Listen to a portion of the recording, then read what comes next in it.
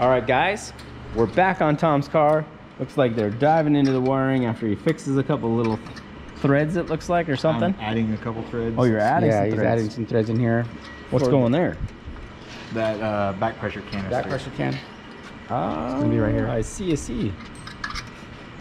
Very cool. So we're just trying to make it easy for everybody to get to. I dig that. Shawn likes it fancy. That's a pretty cool little piece there. Yeah, they did a good job on it. And Fong's fixing my spark plug wires. Oh, nice. Putting new ends on all those. So you've done that before, Fong? Yeah, done it last week. Last week, huh? So he's changing those because it's got these different ends, so just got to recrimp those on, and then that'll be good to go. And then they're gonna start laying out the harness stuff, and then hopefully we'll be firing this one too. It's gonna be that time. Exciting. Woo! Did you already tighten both of those? No, it won't go in. What?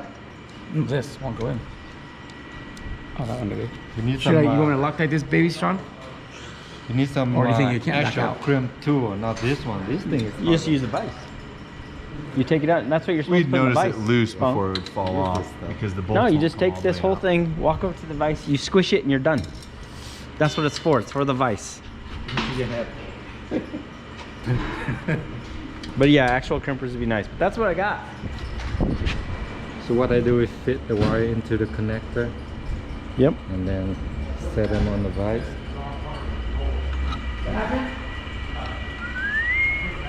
You can see it better this side. Here we go.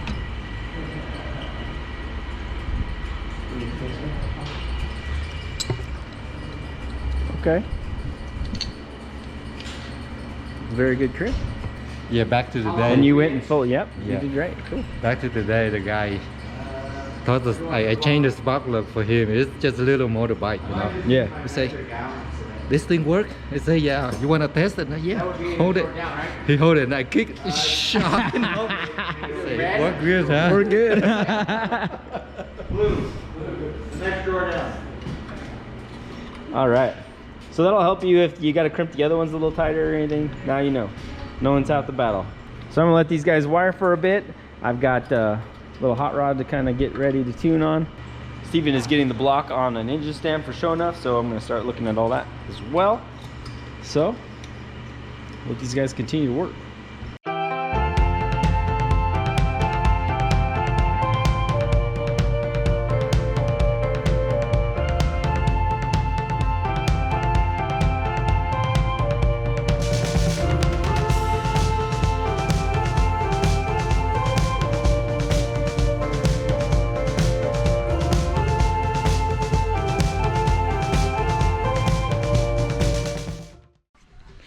All right, guys.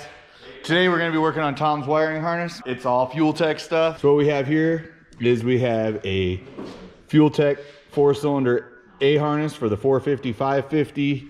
And then we also have the B harness for also the 450, 550. And he actually bought the FT600. So the difference is the inputs and outputs are greater on the FT600 as opposed to the 450 and 500. So just to kind of show you, here's the comparison of, we'll just say the A clip. So you can see that the 600 has a whole lot more pin locations, and that's the same on both the B clip as well. So what they've also done is the 450s and 500s, you have ins and outs on both A and B connectors. On the 600, all your A connector is all outputs and your B connector is all inputs. So they've split their inputs and outputs. So I have to depin this 450 stuff, split the outputs between these two connectors, and do the same with the B harness to convert this over to a 600. But that's not too bad. I'm gonna show you guys tips and tricks on how to actually unlock the connector pins and how to install and uninstall them. Pretty simple stuff. We will definitely be using the manuals for pinout locations. So we have the main manual that does all of their ECUs at the moment that they have on the market. Then we also have the owner's manual for the 4-cylinder wiring harness, which actually has the whole pinouts in it, which we'll be referring to. And then we'll be referring to this manual for the 600s pinout. And then we're gonna go pin to pin from connector to connector and get that stuff accomplished. All right, so these are the ECU connectors used on all the new Fueltech stuff. These are also used on an amplitude of other high-end ECUs. These are the AMP Super Seal connectors, and they're very, very easy to use. So if you see on top here, these white pins right here are actually the locks. So when they're up in this position and they kind of look like square Mickey Mouse ears sticking up out, that means the connector is in the unlocked position. When you push them in, they will be flush, and then this bottom one right now is countersunk, and when you push it in, it will be flush as well. So if you have a connector that has pins locked in, you would push on the single side one till those ones popped out like that, and then you're free to slide pins in and out. So very simply, right now they're flush. I can push on the bottom, boom, hear them click. Now I can grab a single pin, a little tight with my big old chubby fingers, and you just give it a little wiggle and a little tug, and they come right out. To install, you put right back in, you just push and wiggle till you see that pin come all the way flush to the tip. And the thing about these, if you do not have them flush, it will not relock. But see how easy that went back in? That's because I had them all even at the tip flush, and the lock slid right into place. Now they won't pull out. The other nice thing about these is on the back side here, you might not be able to see it in the camera, but around the edge here it says 1, 3, 5, 7, and 9. And those are all reference points. So it makes identifying your pins from the backside very easy. So this table of pinout breakdown is actually gonna be my Bible to getting this stuff done. Smaller one here is the FT450, so that's gonna be my small connectors. And that's gonna tell me the pins that I need to take out and move to the locations of the FT600 ones. I'll go ahead and show you. So like on the FT450, we have blue number 1, which is an output for fuel injectors. And over here for the A connector, we also have blue output number 1. So I can take it from the number 1 connector and move it right over to there. And it looks like we can do that all the way across the top for 1 through 9. But with this little pin map, it'll be quite easy and we'll get it all done.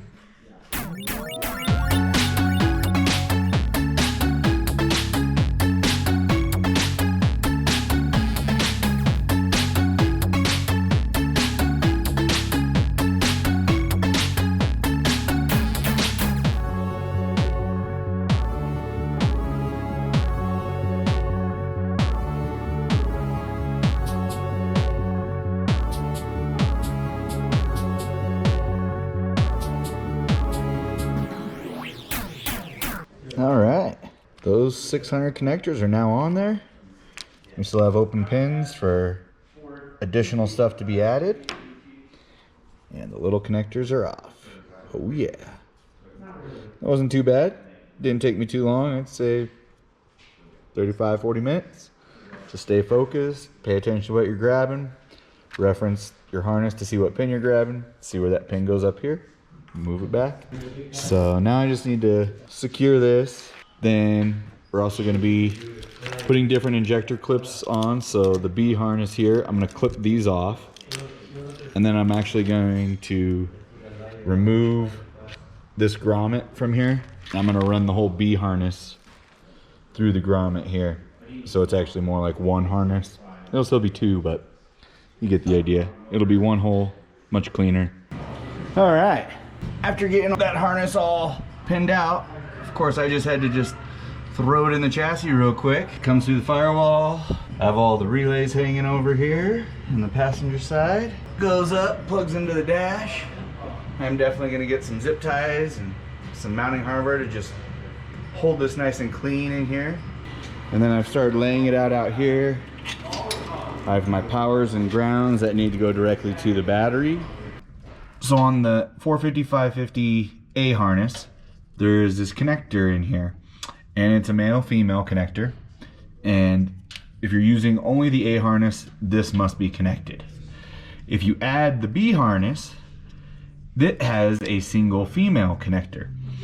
So to make the B harness work properly, or to work at all, you actually have to unplug this harness. So we need to unplug that, and we need to plug it in to the B harness.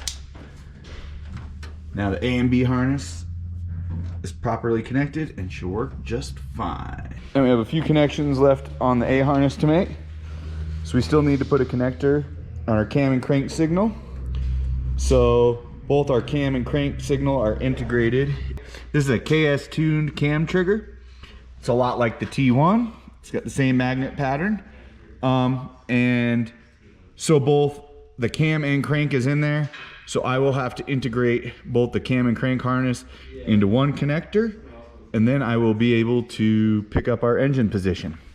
The other thing we have is we still have our TPS sensor to hook up. So for the main harness, I think that's about all we have left right there is the cam, crank, and TPS. And then electronically, this thing would be ready to fire. We still got to put oil and a turbo feed line and a couple little things on here. But for the vast majority of making the car run, we're just about there. I just got off the phone with Louise at Fueltech, and I have some really interesting news about the VTEC. If the amp draw is very, very low, like under an amp, you know, like in this case, I looked it up online, VTEC solenoid is only supposed to pull about a half an amp, but the big thing he said was ohms. So as long as we don't drop below 8 ohms, we do not need to use the relay. We can go ahead and use a resistor to absorb any of the backfeed. So that is good news. So let's go ahead real quick and ohm this guy out. Here's the solenoid down here. And I'm gonna go ahead and turn it around over here to the horseshoe shape, which is actually the sign for ohms. And I'm gonna go ahead and stick a lead on the single wire here because it receives a 12-volt signal.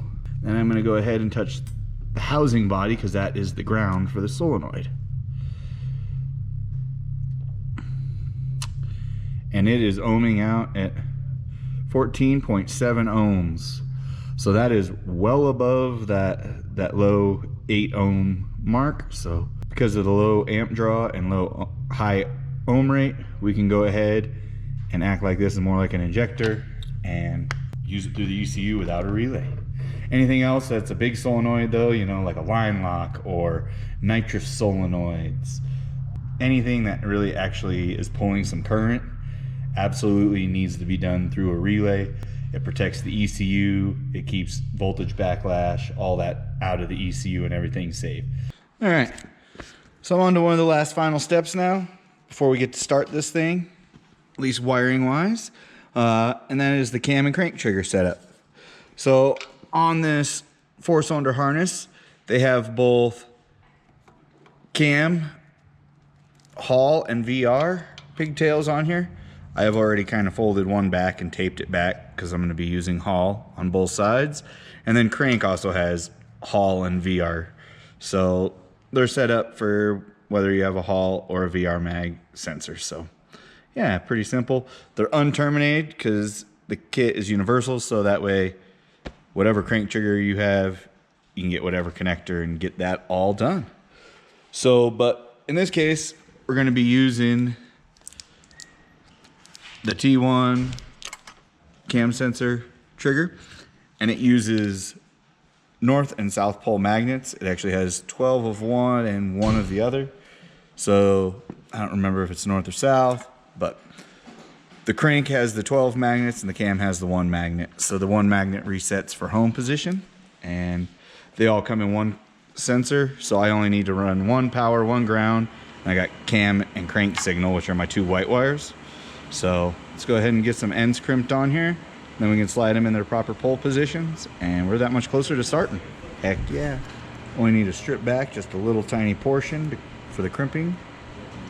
These are the pins. It's got 2 sets of wings here. This front set is the set that grabs the wire. This set is designed to hook into the sheathing of the wire. That way it has more grab on a removal if you need to remove the wire.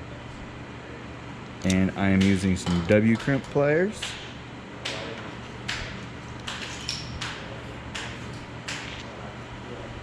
Make sure you get a real good strong crimp on there. Wire doesn't pull out, that's good. Now we secure it to the sheathing of the wire. The second set of wings. Get that in the W crimp, hold it nice and straight. Crimp. Now push the tips of those into the wire so it has a nice secure grab. Like that, got all of those done. Now I'm just gonna go to T1's website. I'm looking up the pin numbers, and on the back of the connector housing here, don't know if I'm gonna get you guys to be able to see that. There we go. We got 1, 2, 3, 4. So it tells me which ones, and then on here it tells me 1, 2, 3, 4. So let's go ahead and get those all shoved in there, and this connection will be done. All right, pin 1 is ground.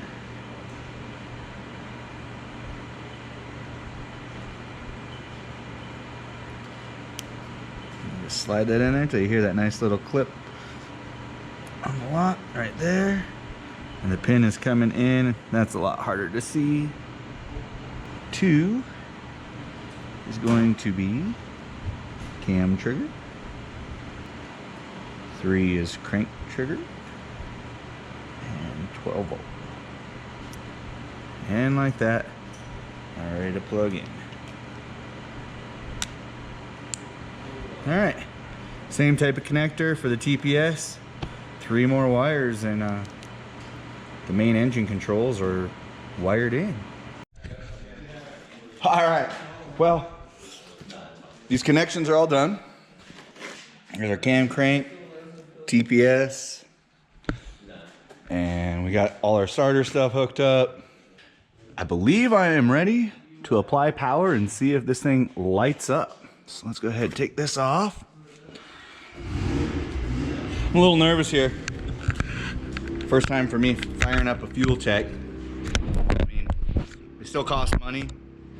And if I did something wrong, I hate being responsible for something that goes bad. But let's get past these nerves, see if this thing lights up and glows like it should. Woo! Please no smoke. Please no smoke.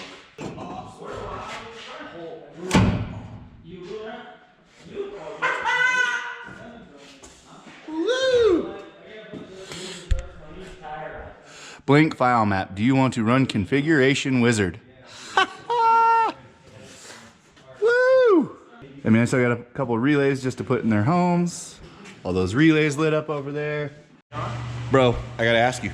So have you had an opportunity yet to peel the face plate or the face cover off of a Fueltech yet that's about to fire up? No, I haven't. I didn't even know that was a Well, thing. I already did fire it up to just check, but go ahead. Hey, no, go ahead, sit in there. Sit. Oh, I gotta sit. Heck yeah. Okay. Oh, let me move the book. Sorry. Get those things out of your way. All right, so Shawn wants me to sit in here? Yeah, So- get in there. Shuffle on in there. All right, let's get in there. All right, bro, hold on. You can't quite peel that until I have the camera and your face all in the right screen. All right, man, once I power this thing up, you can peel. Ready? Okay. Ooh. That looks Woo! awesome. That's our first shot Fueltech screen peel. That is cool. This is awesome. This car is gonna be so wicked. And I just got to plug in the rest of the relays onto their holders over there, but check that out. They all light up and stuff. Very cool. Hell yeah, man. Awesome. Woo! Progress. Fueltech. Fueltech. So I can't wait to see Tom's all done. Can't wait to see the bully front end all buttoned up and Jamie and Goofy's car running. So I'm looking forward to all that. That'll be coming up soon. So appreciate you guys watching. Give us a like, subscribe. I'll see you guys all tomorrow.